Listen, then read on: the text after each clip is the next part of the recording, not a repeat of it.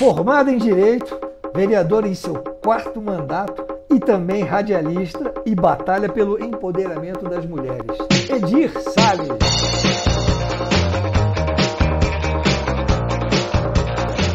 Diz aí, Edir, beleza? Tudo bem? Nossa, é uma honra estar aqui com vocês, viu? Esse programa, esse podcast tão famoso, né? E aí eu falei, quando eu fui convidada, eu falei, nossa, vou correndo pra lá, né? Pra poder falar das coisas que a gente faz também, muito trabalho. E você também, parabéns. Você é o nosso eterno Bozo, né? Eterno Bozo, uma pessoa muito querida e fez muito trabalho depois disso, né? Graças Como a Deus. Falávamos agora há pouco sobre isso, né? Então, Edir, você tem uma carreira de radialista, né? Você começou no rádio e daí que depois é que você foi para a política? Como é que foi essa história? Exatamente. Eu comecei no rádio quando o Barros de Alencar estava encerrando. Ele estava saindo já, estava encerrando a carreira. Eu comecei no rádio e quando eu entrei com ele no estúdio, ele falou, olha, o Edir Macedo não veio, mas a Edir mais tarde está aqui. Começamos assim a fazer rádio. E aí ele me ensinou tudo de rádio, né? Para a gente falar assim com muita naturalidade, sem forçar, sem nada e tudo mais. E aí eu fazia, no rádio, era um programa de utilidade pública e serviço social. E comecei a ter muito contato com muita gente. E o meu irmão Eurípides Salles tinha sido vereador e foi para o Tribunal de Contas na época, Tribunal de Contas do município de São Paulo. E aí ele me lançou para continuar o legado dele.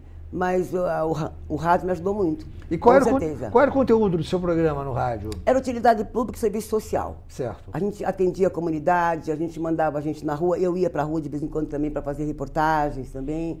E a gente, todo final de programa, eu encerrava com uma oração ecumênica. Então, tanto que eu tenho um livro, Prece ao Pai, porque a gente encerrava sempre com uma oração ecumênica. Atendendo, a gente falava com ouvinte, muito com ouvinte também. E fazia entrevistas também com várias áreas.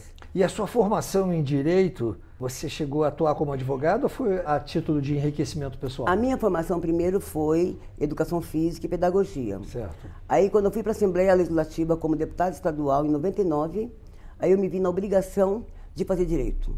É obrigatório, eu acho que não deveria existir nenhum parlamentar sem fazer Direito. Como é que você vai fazer lei? Como é que você vai fiscalizar o executivo se você não tiver o conhecimento jurídico? Aí eu fiz Direito, mas para aprender. Para aprender. Nunca exerci, porque já era deputada, depois em seguida vereadora. Nunca deu tempo de exercer, mas foi muito bom para mim o Direito. E como é que você entrou para a política? Assim, o rádio te deu essa força? O rádio me deu essa força. O meu irmão tinha sido vereador 12 anos. Foi para o tribunal, ele tinha uma bela votação e eu atuava muito com ele, trabalhava muito com ele em diversas áreas, área social mais ainda. E eu dobrei na época com o deputado federal Zé Índio, que ele tinha um nome muito forte também. Então, juntamos tudo e deu certo. Eu fui eleita logo na primeira tentativa, eu fui eleita. E você fez quantos mandatos? 2 de deputada. 2 de deputada? Até 2006, de 99 a 2006. Aí depois eu vim para vereador em 2008 e estou até agora. Mas você tem um foco em cima do empoderamento feminino. Também eu vou te dizer por quê. Eu não consigo admitir um vereador que tem um foco só numa pauta, tipo o vereador temático. Não consigo admitir por quê. Numa cidade de 12 milhões e meio de habitantes, você tem que atuar em todas as áreas. Né? Na área da mulher, tem vários projetos. Saúde, segurança, educação, cultura, esporte, infraestrutura, em todas as áreas. Porque as demandas são muito grandes. Então não dá para você atuar só numa área. Empoderamento feminino é uma área muito importante para mim. Até porque eu sou mulher, então eu tenho que realmente dar incentivo às mulheres, motivar as mulheres a descobrir os talentos. As mulheres têm muitos talentos, mas muitas delas não sabem. Então a gente faz palestras, a gente faz evento na Câmara, a gente faz homenagens, livros, a gente edita, lança muitos livros na Câmara. Aquela edição, nós estamos na 19ª edição do Quais de Mim Você Procura, que é um livro muito bom, que são várias coautoras. E cada edição é uma área. A mulher no direito, a mulher na medicina, a mulher na psicologia, a mulher na informática. Então a gente faz essas edições aí muito importantes para motivar as mulheres, inclusive aquelas mulheres que vivem em vulnerabilidade social recebem esses livros também, que é super importante. E eu criei o dia, né, do empoderamento feminino. E temos várias leis, inclusive para as mulheres, a lei do botão do pânico, que é contra a violência doméstica. Quais as leis que você já criou dentro do... Como vereadora, principais leis foi essa lei do botão do pânico, que as mulheres recebem um aplicativo no celular e são atendidas quase que em tempo real.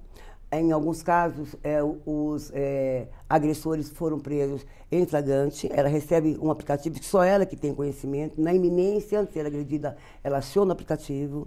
Essa é uma lei muito importante. Temos também a lei do abrigo temporário para as mulheres que sofrem violência doméstica, que as mulheres vão fazer queixa, vão registrar queixa, vão fazer o BO, mas elas morrem de medo depois de voltar para casa, né? Sim. Então tem também os abrigos temporários. Nós temos também a lei que aplica vacina nas farmácias, é super importante, porque não era permitida a aplicação de vacinas. E eu represento na Câmara também o CRF, que é o Conselho Regional de Farmácias. Então nós temos essa lei que aplica vacina nas farmácias, ajudou muito na pandemia, né? E até hoje continua aplicando vacina. Temos também a lei que distribui absorvente para as mulheres que vivem em vulnerabilidade, para as estudantes que faltavam todo mês na escola, e pasme você, muitas delas usavam jornal, papel, até miolos de pão. Que isso? Nós fizemos um estudo sobre isso. Então, hoje, na cidade de todas as escolas municipais, o prefeito Ricardo Nunes, quero mandar meu abraço para ele aqui, que é um grande prefeito, um querido prefeito, atua muito na periferia, ajuda muitas pessoas carentes, e ele aprovou esse projeto, sancionou esse projeto, né? Ele, na verdade, encampou esse projeto, então hoje as meninas recebem absorvente nas escolas, acabou com a evasão escolar, e também esse mesmo projeto para distribuir absorvente nas UBSs para as mulheres que não têm condições de comprar e que não estudam, e são muitas, né? Também vai passar a distribuir logo também nas UBSs. O que mais de lei, Everton? Me lembra mais aí, porque tem bastante lei. Tem porque lei. Em 4 mandatos aí, né, você deve ter... Muita lei, em várias áreas. Por exemplo, lei para o autismo, lei de inclusão social, tenho vários projetos nessa área de inclusão social. Segurança, tenho vários projetos também. Sou madrinha da GCM na Câmara, tenho a honra de ser madrinha de uma grande corporação aqui na Câmara Municipal de São Paulo, na cidade de São Paulo, né? Existe essa coisa mesmo da lei pegar e não pegar? Lei é lei, não tem que pegar ou não pegar. Tem algumas leis que emplacam mais, tem outras que emplacam menos. Por exemplo, quando eu fui deputada, eu tenho vários projetos que viraram lei nacional. Legal. O bafômetro, por exemplo. Eu comecei no Estado, o bafômetro. Como teria que ser uma lei federal, ele virou federal. Aí fizeram uma lei federal, o bafômetro. A outra lei também que tira o álcool do biotônico infantil, dos tônicos infantis.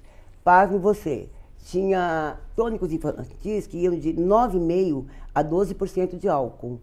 A biotônico Fontoura tinha 9,5% de álcool. E era ingerido por crianças e bebês. Todos nós bebemos, acho, biotônico Fontoura. Só que nós não temos a doença pré-existente. Tendo a doença pré-existente em contato com o álcool, desenvolve alcoolismo, né? Também era para ser uma lei estadual, mas tinha que ser federal também, tinha que ser nacional. Aí o Serra, que era ministro da Saúde na época, tornou resolução nacional. O Brasil inteiro hoje não pode vender nenhum fortificante que tenha álcool. Entendi. Então, são várias leis que eram leis municipais e viraram federais. A Lei Lucas, por exemplo, é uma lei federal também, a Lei Lucas. Aquele menino chamado Lucas, em 2018, ele morreu engasgado com uma salsicha num passeio da escola. E não tinha um professor preparado para isso, não tinha um monitor preparado para isso, e ele faleceu com 10 anos de idade. Então, a mãe dele, a Alessandra, veio no meu gabinete conversar comigo, fizemos a lei, foi sancionada. Hoje as escolas municipais têm que receber os primeiros socorros, têm que ser orientados nos primeiros socorros, nas manobras de desengasgo. Então, as escolas hoje têm também, já é uma lei federal também. Então, são várias leis que a gente faz. Então, algumas emplacam mais, voltando ao que você perguntou, algumas emplacam mais e outras mais ou menos. Esse seu espírito, né, de negociar começou em casa, né? Você tinha que negociar com seus irmãos? Como é que era isso? Quem vai lavar a louça? Quem é que arruma a sala? Como é que era isso? Ai, adorei essa pergunta. Porque eu achei engraçado, eu li o seu material e estava lá... Eu falei, né? Você tinha que negociar com seus irmãos, não faziam nada. Nada. Só as meninas. Só as meninas, eu adorei. 2 homens e 4 mulheres, os 2 mais velhos. A quinta filha sou eu. Aí, 2 homens e 4 mulheres. Nós, meninas, uma tinha que ficar uma semana na cozinha, a outra uma semana na casa, a outra semana na roupa. E os bonitinhos, ó, perna pra cima, né? E de sábado de manhã, eu lavava o carro dos meus irmãos. Olha. Isso. Eu lavava o carro dos meus irmãos, entendeu? Coisa mais machista, né? Muito machista. Meu pai era machista. Mas você conseguiu driblar tudo isso? Olha, eu era em casa. Terrorista da família. Eu era terrorista, A quinta filha eu era terrorista. Edilma... O meu pai delegava poderes para o meu irmão mais velho cuidar de mim, porque eu era terrorista mesmo. Eu não concordava com nada disso, entendeu? Por isso que eu estou na política, eu acho. Deve ter isso. Deve ter, o porquê, né? Deve ser. Eu sempre fui muito descontente. Eu negociava mesmo, direto. Com meu pai, com a minha mãe, com meus irmãos, eu negociava. A gente, tem pessoas que falam assim, olha, eu odeio política. Mas você faz política noite e dia. Desde o momento que você acorda de manhã, que você vai pedir um café para alguém, que você vai ligar para alguém, você vai pedir alguma coisa, você já está fazendo política. Desde que você acorda. Então não pode fazer negócio, detesto política. Não. A política está em todo lugar. Está na vida. Em todo lugar. Na vida. Você está indo agora na batalha do seu 5º mandato, não é isso? 5º mandato, na batalha do 5º mandato. Eu queria parar, mas o povo não deixa parar. As demandas são muito grandes ainda. Tem muita coisa para fazer, tenho muito gás, muita experiência, muita vontade, muita garra. Né? Eu entendo o mandato como uma missão de vida, como um chamado de Deus.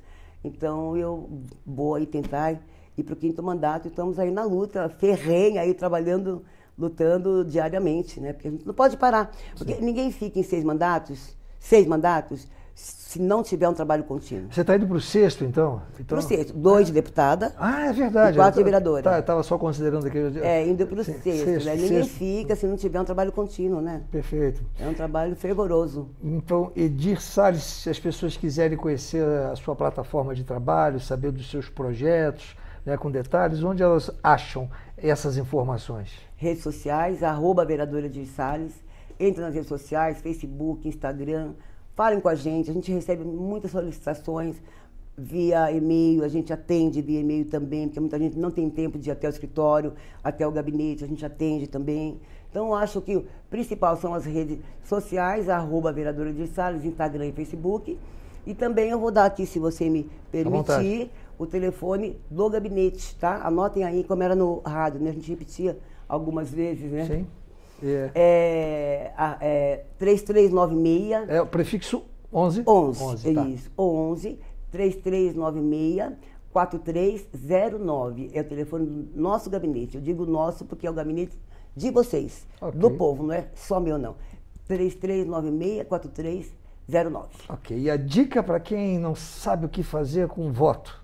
Eu estava falando agora há pouco sobre isso. As pessoas chegam às vésperas das eleições, se preocupam muito com o prefeito, o governador, o presidente. O vereador fica sempre no esquecimento. Eles não entendem que o vereador é super importante, porque é ele que é o interlocutor das demandas da comunidade, das regiões, dos projetos, da saúde, da educação, todas as áreas, junto à prefeitura, junto à Secretaria de Esportes, Secretaria da Saúde, Secretaria da Educação. Então, eles às vezes não sabem disso. Então, a gente sempre fala, gente, é importante vocês conhecerem, entrar nas redes sociais dos vereadores, entender por que o vereador é importante, não é? Porque chega na época da eleição, 80% não decidiu o vereador.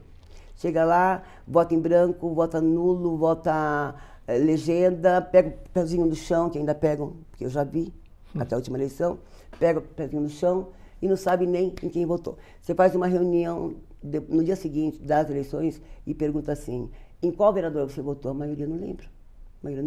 E é tão importante o vereador, né? Que ele é o interlocutor direto das necessidades do povo. É isso. Da prefeitura. Edir Salles, muito obrigado pela sua participação aqui no nosso talk show da Gloss. Muito obrigada, né? E dizer a todos que as mulheres precisam confiar mais nas mulheres. Esse é o meu recado a mais. Porque na Câmara nós deveríamos ter metade mulher e metade homem. Nós temos 20% mulher. Quando eu fui deputada, era 10% mulher. Então, as mulheres precisam acreditar mais nas mulheres, entendeu? Estudar mais sobre as mulheres, se unir mais, porque os homens são unidos, viu? Os homens são muito mais unidos do que as mulheres. As mulheres são muito concorrentes. Nós temos que mudar isso. Nós temos que nos motivar, nos unir e nos ajudar. Enquanto isso, eu vou mandar para vocês 55.123 beijos, tá? 55.123 beijos. Até o próximo programa. Bye, bye.